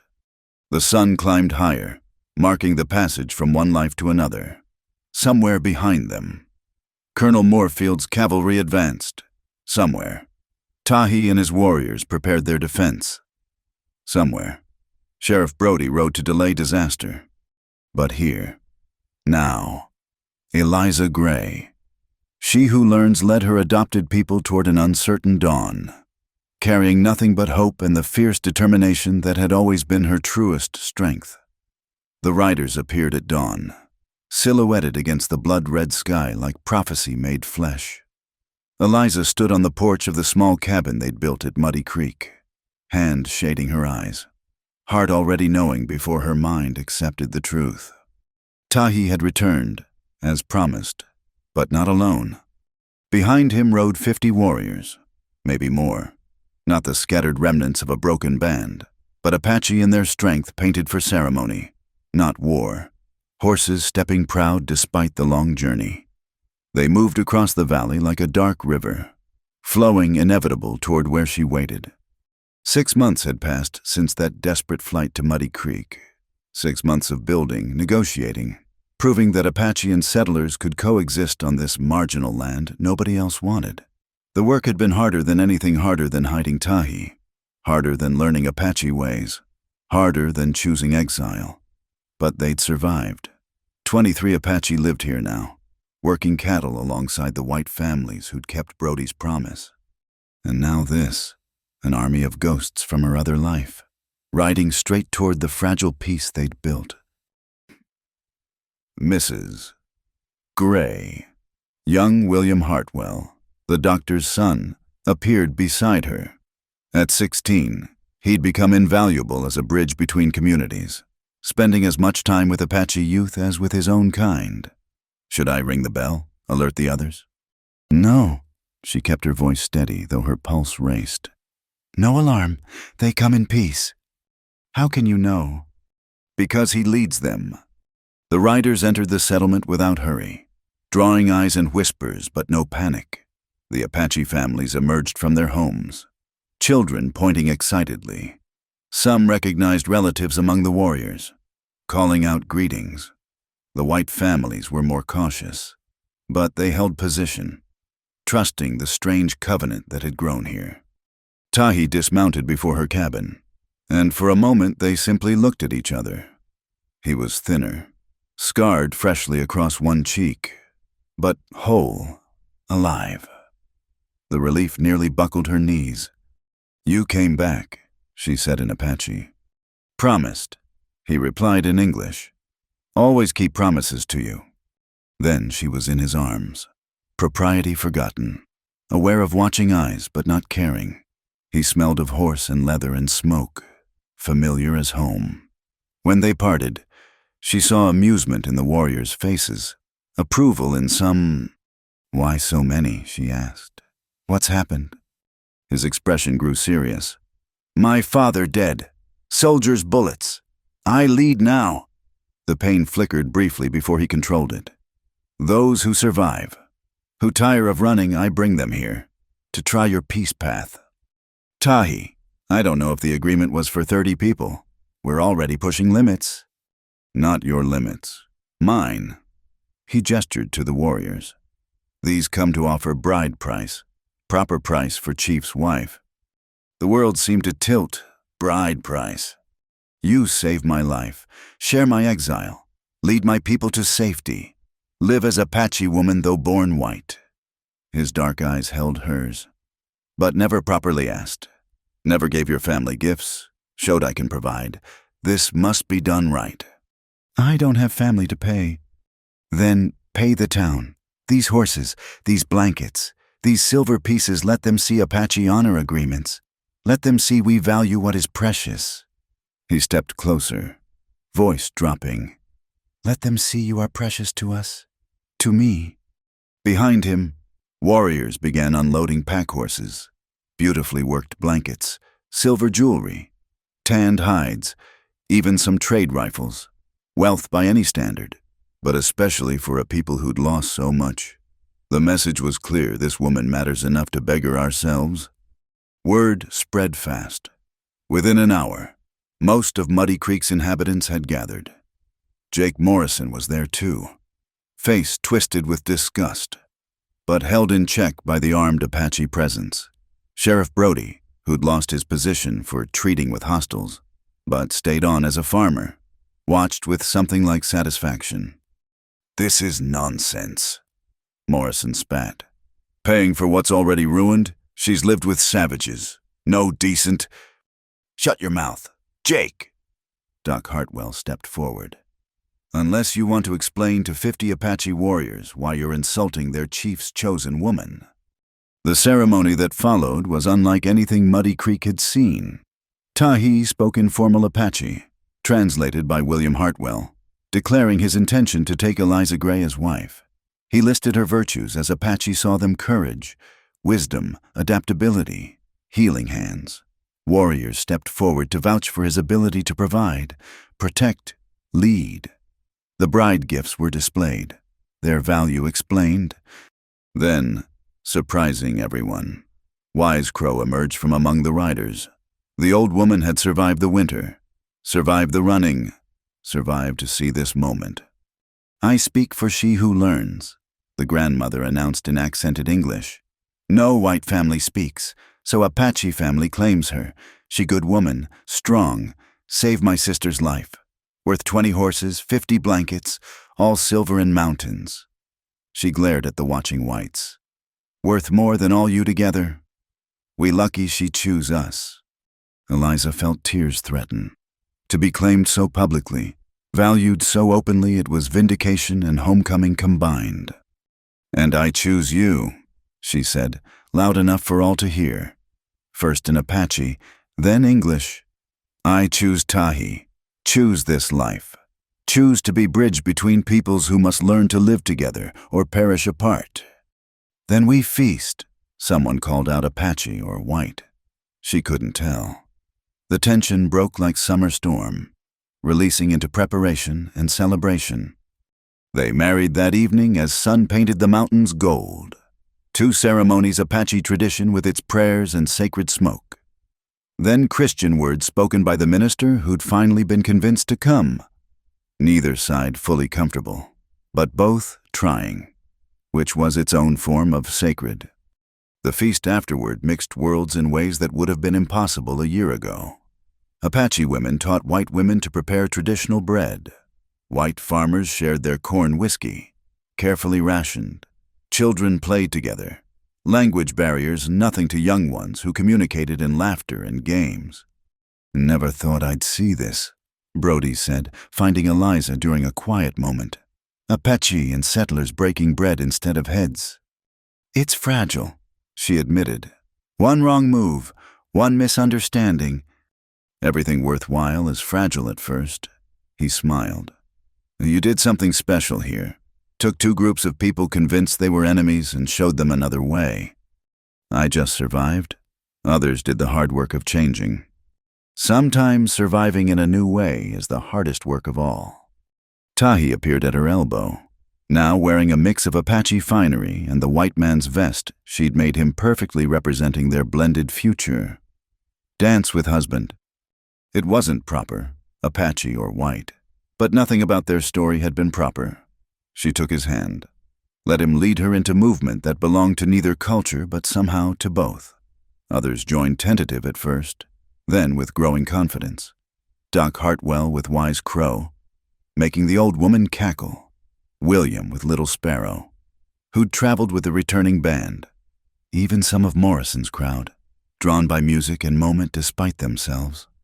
"Your father would be proud," Eliza told Tahi as they moved together. "You brought them to safety, found a different kind of victory. He see you before he die," Tahi said quietly. In vision, white woman with Apache heart, leading people to new land, said follow the strange path when it appears. His hand tightened on hers. "You are my strange path, my unexpected." "And you mine." They danced as stars emerged overhead, the same stars that had watched her former life burn away. But now they blessed something new, not just a marriage, but a possibility. 2 peoples learning to share space, share resources, share future. It wouldn't be easy. Morrison and his kind would always hate. The army might still come. Treaties could be broken. Trust shattered. But tonight, in this valley, nobody had wanted. Miracles bloomed like desert flowers after rain. Apache and white, enemy and friend, all bound momentarily by the simple act of witnessing love triumph over fear. "What now?" Eliza asked as the music finally slowed. "Now we build." Tahi replied, "Day by day, brick by brick, child by child, until no one remembers why we were supposed to hate." She thought of the cabin standing empty where this all began, of the woman she'd been careful, isolated, merely existing. That woman had opened her door to a stranger and discovered herself a stranger in her own life. Everything since had been transformation, sometimes painful, but always towards something more true. "I love you," she said in Apache, the words still new on her tongue but feeling ancient in her heart. He kissed her there in front of everyone, sealing promises that went beyond words in any language. Around them, the celebration continued imperfect, uncertain, but vibrantly alive. Children fell asleep in mothers' arms. Old warriors shared war stories with former enemies. The night wind carried laughter across the valley. Tomorrow would bring its challenges, but tonight, she who learns had become she who bridges, wife to a chief who chose peace over glory, mother to a future that might be different from the past. The stars watched, as they always did, but perhaps with something like approval. After all, they'd seen hatred and violence paint these lands red for generations. This tentative harmony was something new under their eternal gaze. And even stars could appreciate the rare beauty of human beings choosing love over fear, hope over history. In the small cabin at Muddy Creek, 2 lives joined into one, and with them, the possibility that 2 peoples might do the same. It was enough for tonight. It was, perhaps, enough to build tomorrow on. The bride price had been paid in horses and silver, but the true price, the courage to change, to trust, to leap into the unknown that had been paid by every soul who chose to dance at this impossible wedding, celebrating an impossible love that had somehow, against all odds, become the most possible thing in the world. 10 years had passed like water through desert sand, sometimes rushing, sometimes barely trickling, but always moving towards something new. Eliza stood on the hill overlooking Muddy Creek, her daughter's small hand in hers, watching the valley that had become home in ways her birthplace never was. "Mama, why do some children call me half-blood?" Sarah asked, her father's dark eyes serious in her sun-kissed face. Eliza smoothed her daughter's black hair, considering how to answer. At 6, Sarah walked between worlds as naturally as breathing speaking Apache with her father's people, English with her mother's, understanding both but belonging fully to neither, or perhaps belonging fully to both. "Because you're special," Eliza said finally. "You carry 2 rivers in your blood. Some people fear what they don't understand." "Like they feared Papa." "Yes, like they feared Papa." Below them, Muddy Creek had grown from desperate experiment to thriving community. Adobe houses mixed with traditional wickiups. Cattle grazed alongside horse herds. The schoolhouse taught lessons in 2 languages. Though getting there had been its own battle. Everything had been a battle. 1 inch by careful inch. "There's Papa." Sarah pointed to where Tahi rode in with other men, returning from the weekly council meeting in Redemption Wells. His presence there voting, speaking, being heard still felt like a miracle to those who remembered bloodier days. They walked down together, Sarah running ahead with the boundless energy of childhood. Tahi dismounted as they approached, lifting his daughter high before setting her on his shoulders. The sight still made Eliza's heart full, this warrior who'd once come to her door bleeding and desperate. Now, a leader who fought with words in council chambers instead of weapons in desert raids. "Good meeting," she asked in the Apache they spoke at home.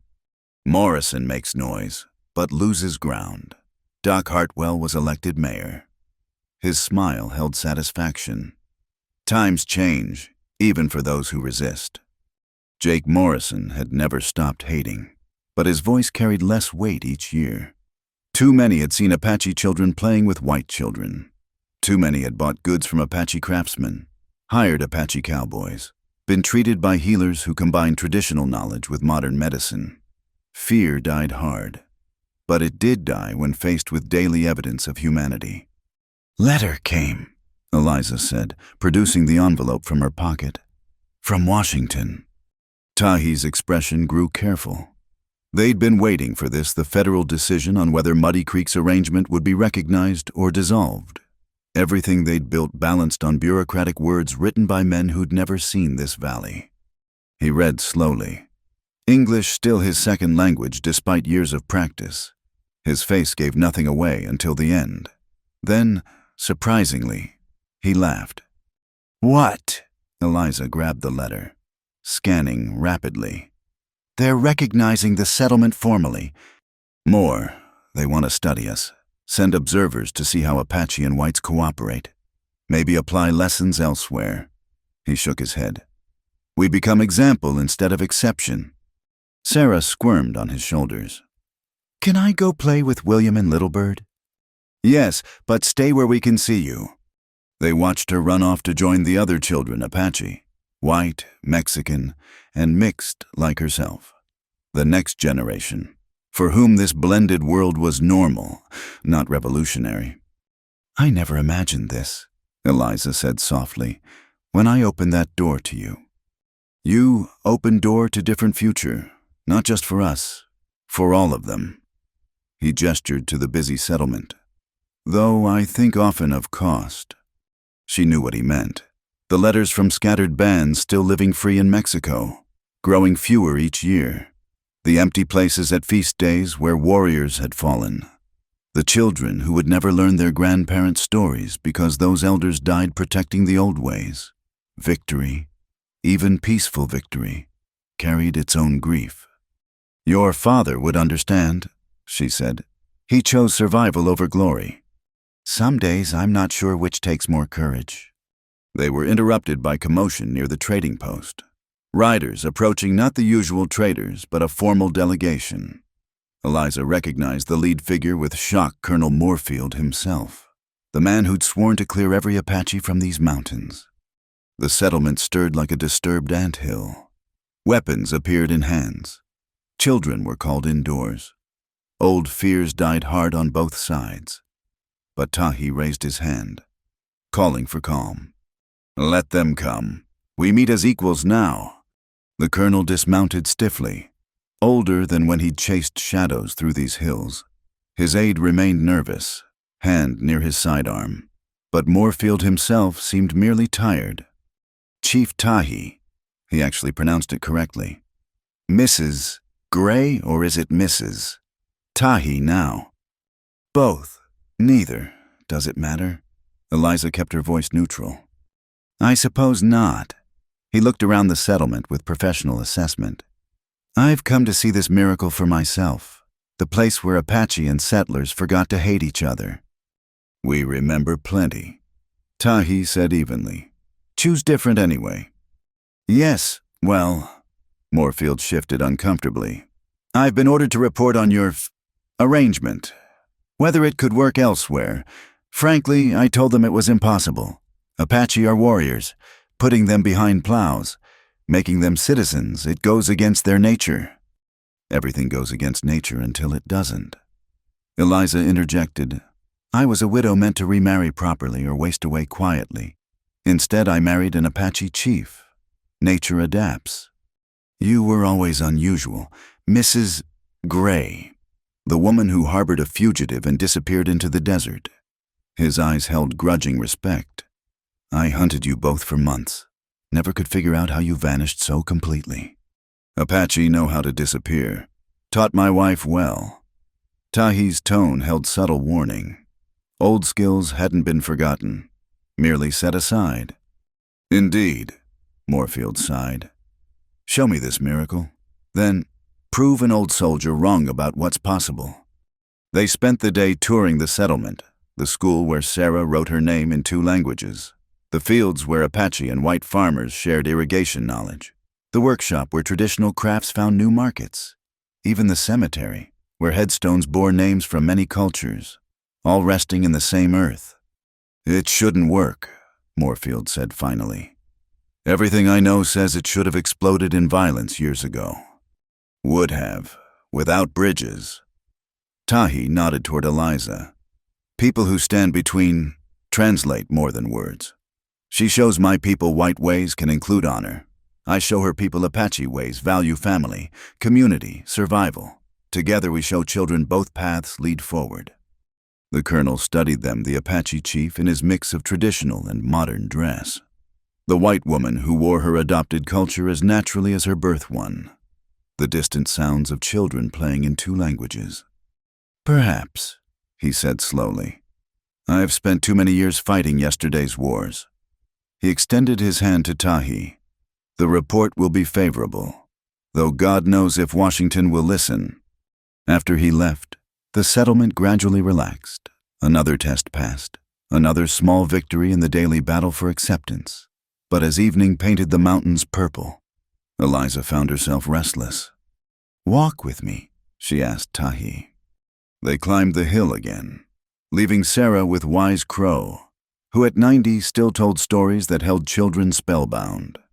At the crest, they could see for miles the lights of Redemption Wells to the east, the dark mountains to the west where free Apache still roamed, and below them, Muddy Creek glowing with cook fires from many hearths.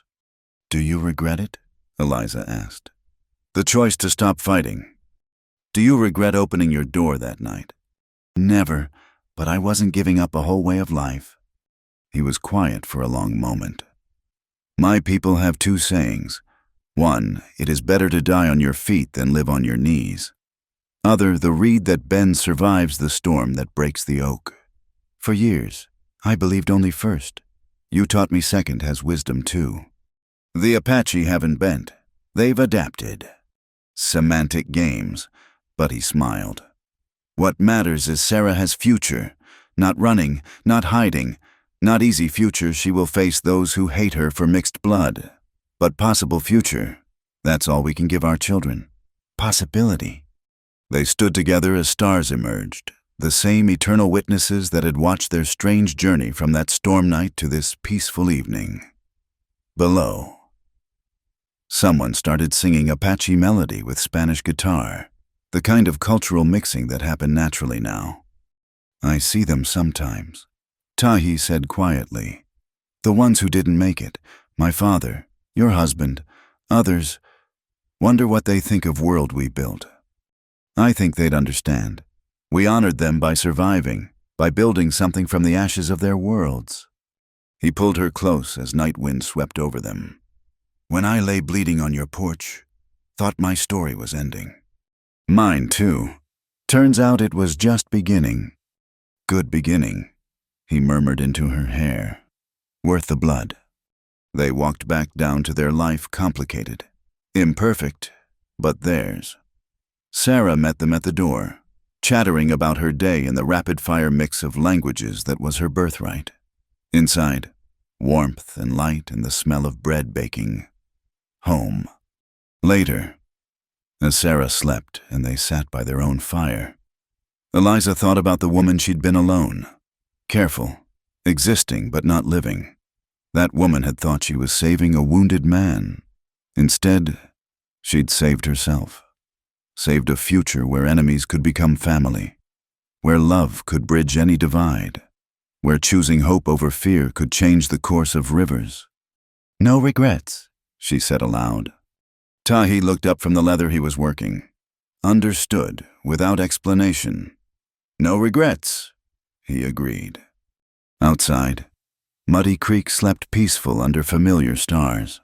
Tomorrow would bring new challenges, it always did. But tonight, in this place where impossible things had become everyday reality, two people who should have been enemies sat together as partners, parents, proof that the human heart could expand beyond any boundary if given courage and cause. The story that began with a bleeding man on a widow's porch had become something larger, a testament to the power of individual choice to reshape the world, not through grand gestures or violent revolution, but through daily decisions to see humanity where others saw only difference, to build bridges where others built walls, to love where others would hate.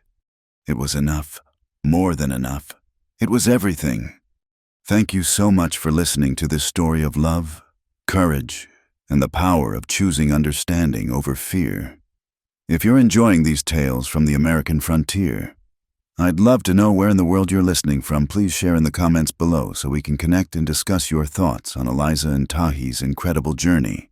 Don't forget to subscribe to Wild West Stories 1850 and hit that like button if this story touched your heart. And please, press the hype button to help more people discover this tale of two souls who defied the odds and changed their world. Until next time, keep riding toward the horizon where new stories await.